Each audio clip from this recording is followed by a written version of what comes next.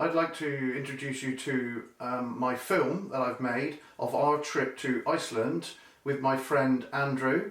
Andrew organised it. It was about 18 months in the making.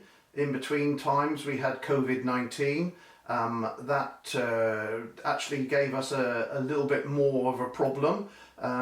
We had to extend it because of quarantine time and isolation in Iceland, and then actually while we were over there, or just before, the UK deemed that Iceland was a dangerous country, so we had to isolate when we got back for 14, which is actually 15 days if you read the rules correctly.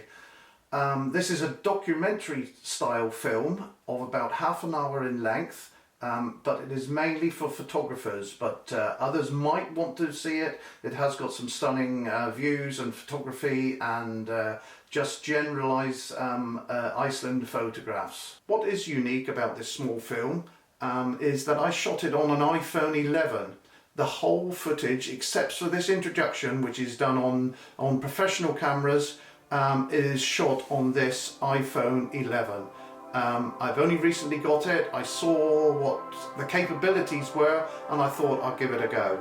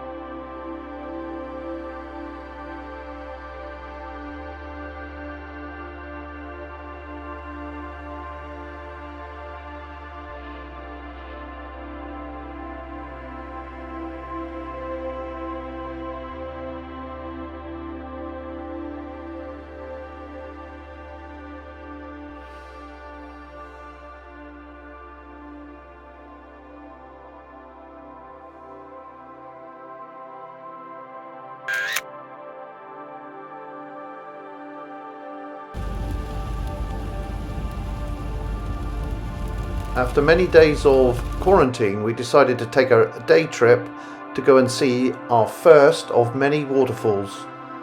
We are here now at Oxafoss, which is part of the Golden Circle, about 25 miles out of Reykjavik.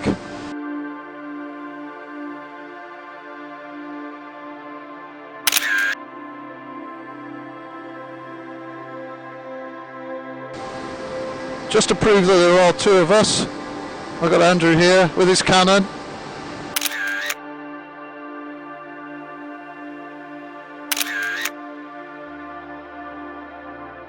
Gutted cod are hung on these racks and air dried for 4 to 6 weeks, a very traditional food here in Iceland. I'm to believe that a lot of this now gets exported to Nigeria. However, this is a very smelly experience.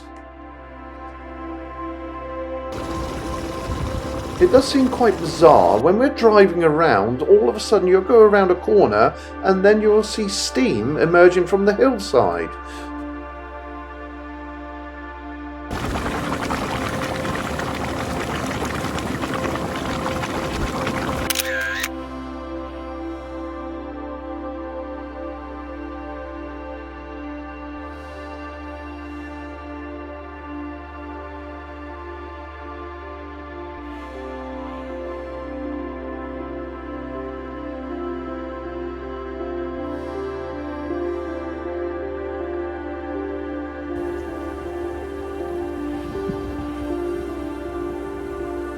For 27 kilometers or 16 miles, this highly insulated pipe is carrying hot water to the capital of Reykjavik.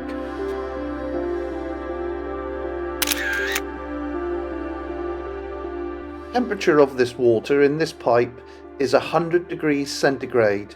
Its source is from a geothermal plant, which we will see in a minute. It only loses 1 degree of temperature in the whole of that 27 kilometers.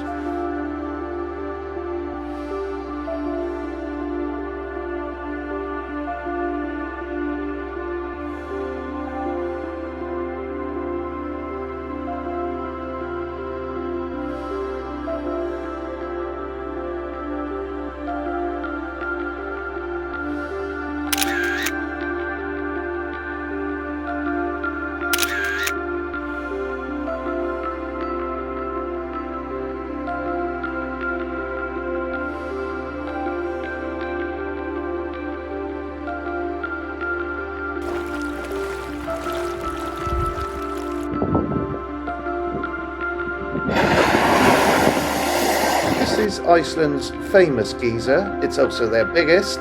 It's called Stroker, and it erupts approximately every 6 minutes.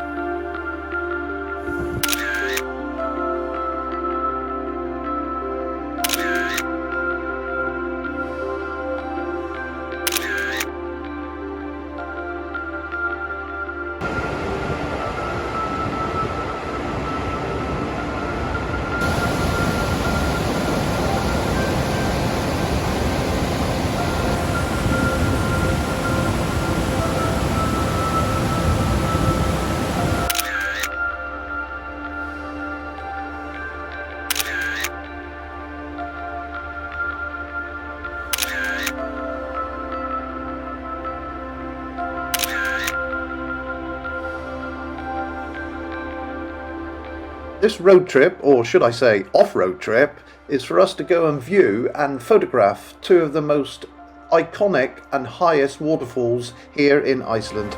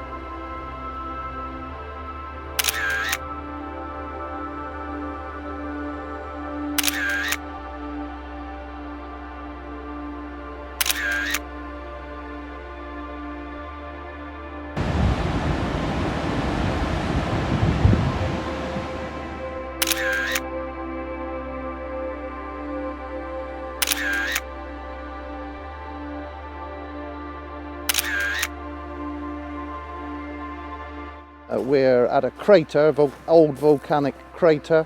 I've just walked around the outside, took a few photographs. Andrew's gone down to the waterside to take some more photographs. I've declined. So today we've been to two waterfalls, very, very interesting, very different. One was absolutely creating ice, and every now and again it would crash down. You'd hear these bangs because it was creating its own ice, and such a volume of water you'll see in the photographs and video that's happening. I don't know if the ice crashing is actually on the video, but so I'm giving up pronouncing the names of these waterfalls now, because everyone's almost unpronounceable. In Iceland they seem to put a J after the second letter or the third letter, which is very unusual. Gives me no chance to pronounce it. Wouldn't take these guys on at Scrabble. No chance. So tomorrow we're heading off around a bit further round on the ring road, a bit further round south. We're going to be going to one waterfall where you can walk behind it, so that should be interesting. And we're also going to the abandoned plane on the beach, which I'm looking forward to. It's quite a walk out, but I think we're going to do it twice. We'll probably do it during the day, and then we'll go back at night time, even though it's a full moon, which might be to our advantage. And we're going to put a light inside this plane and then take some photographs with it then. So yeah, I'm looking forward to that one. We were very fortunate to stumble upon this waterfall on our drive around the ring road. It's also extremely popular with fishermen.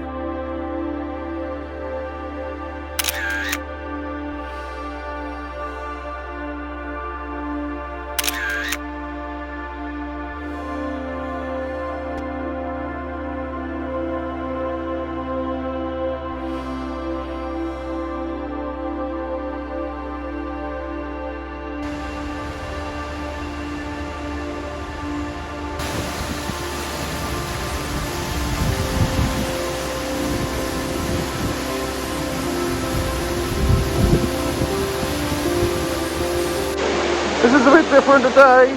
We're actually behind the waterfall, as you can see.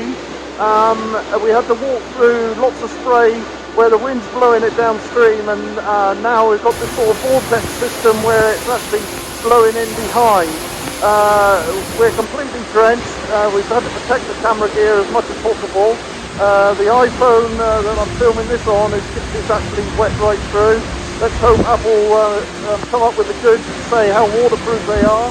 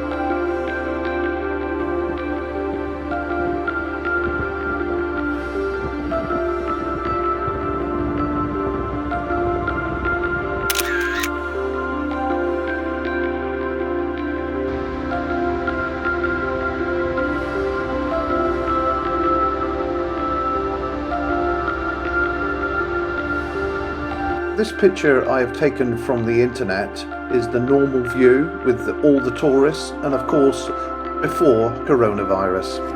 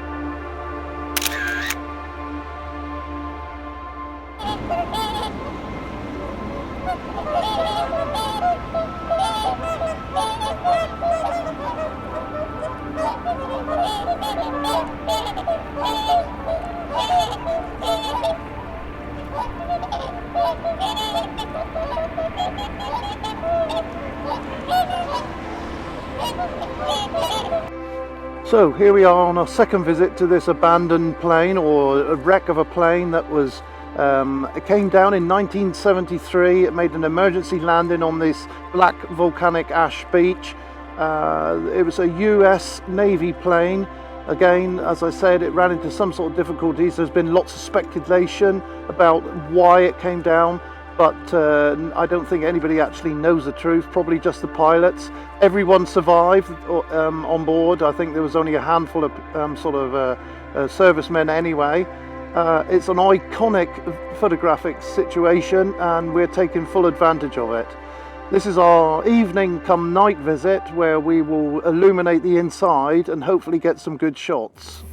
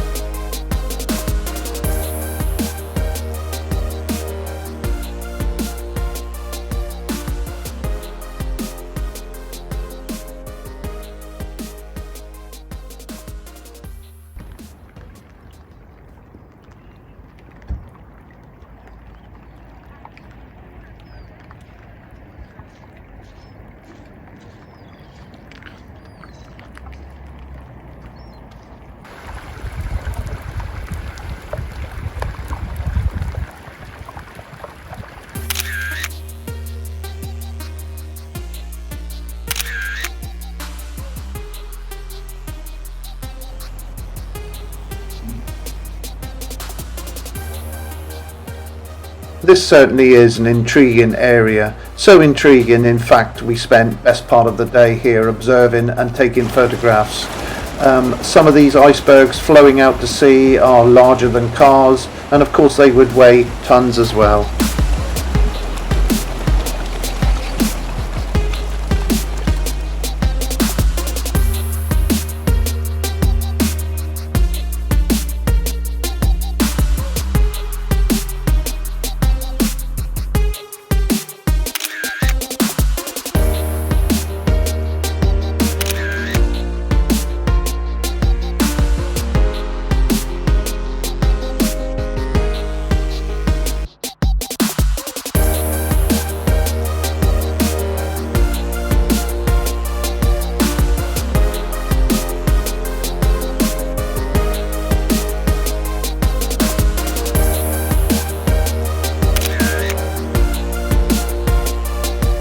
The icebergs in the sea gradually melt even though the sea temperature is extremely cold.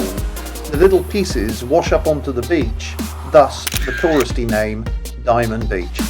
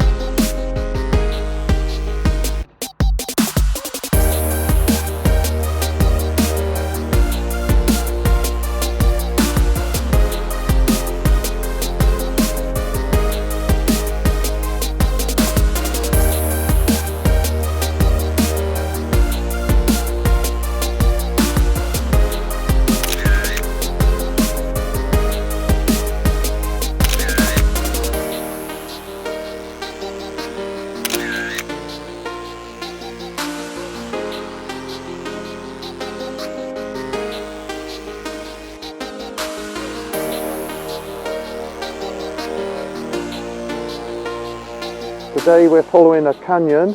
We're in the northeast of the island.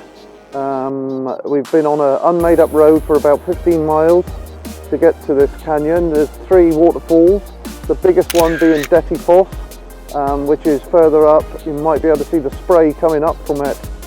It's not the waterfall that you can see, that's the first of 3.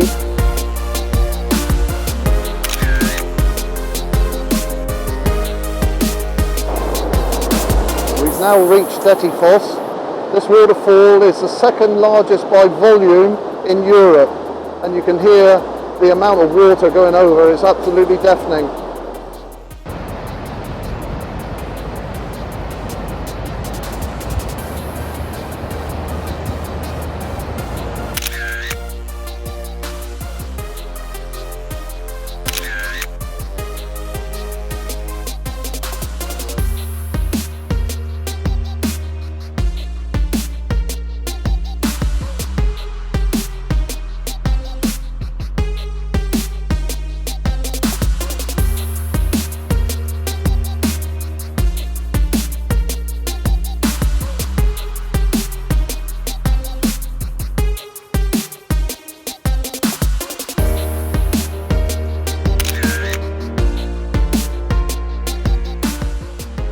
And now for the long drive on this unmade up road to the west bank to view Detty Foss from the other side and to view the last of these waterfalls, Selfoss.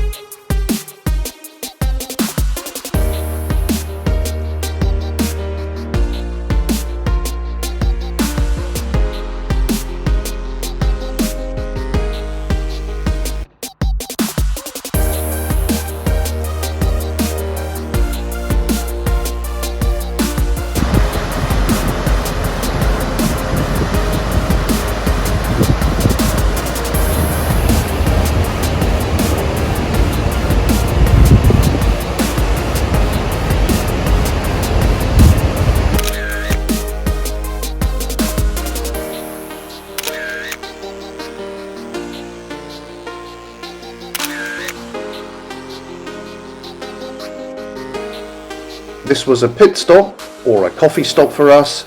It's called Akureyri. It's the second largest town in Iceland. It's in the north of the island, famed for its coloured houses, its cathedral or church, and its heart-shaped red stoplights.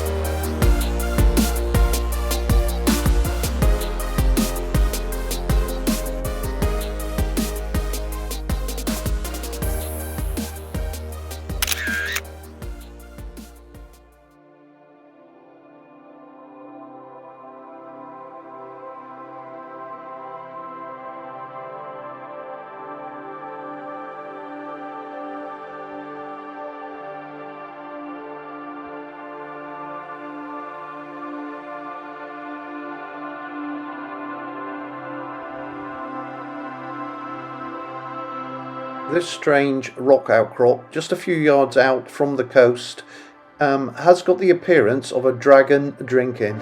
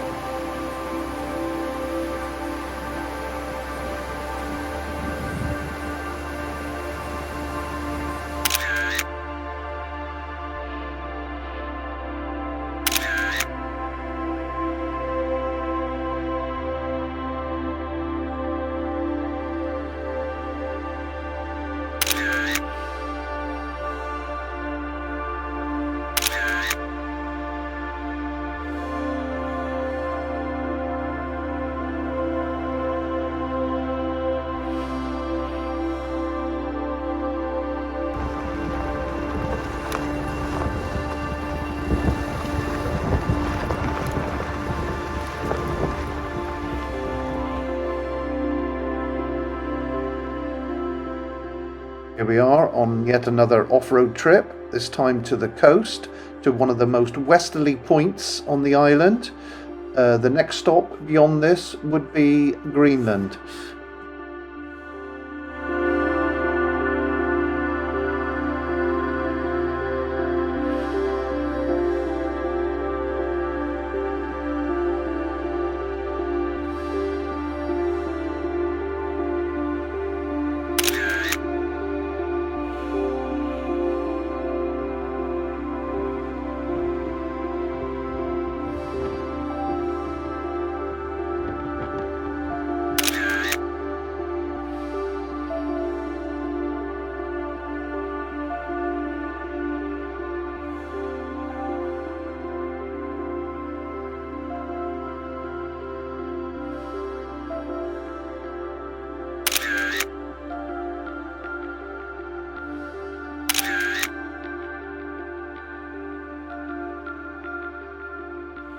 This town of just over 1,000 people is predominantly fishing. It is a thriving fishing port, and I would say that most of the people here in this town are related to that trade in some way or another.